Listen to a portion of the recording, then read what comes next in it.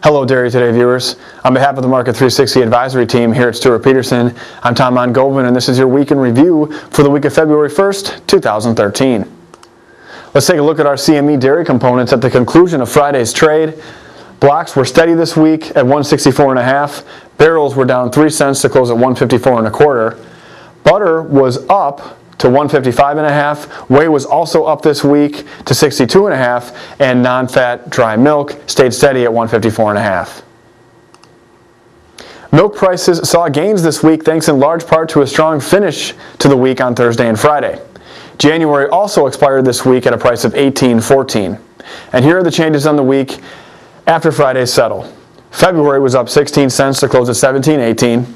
March was up 31 cents to close at $17.26, and the 2013 average settled up 3 cents this week to close just above $18. The Black Barrel average did finish lower for the fourth consecutive week. However, we did see some buyers showing interest towards the later part of the week. Although it is too early to tell since it was only 2 days of positive momentum on Thursday and Friday, cheese could be putting in a bottom at these levels around the 159 level. The Black Barrel average settled just above 159 on Friday, and that is down a penny and a half on the week. Next week's trade will be critical to see if the buying interest hangs around the market. Here's a weekly chart of March milk, and as we just mentioned, prices were higher this week for the first time in 4 weeks. Next week, it will be interesting to see if the buying interest continues. There is still a pretty steep channel, as you can see from the chart there, heading down, and some more positive momentum will be needed in order to break out of this channel. Over the latest week ended January 30th, cheese stocks increased 1.2 million pounds to 116.5 million pounds. This decline completely offsets the increase from the prior week. The current inventory level of 116.5 million pounds is 13.2% lower than the 134.2 million pounds that were in inventory this same week last year.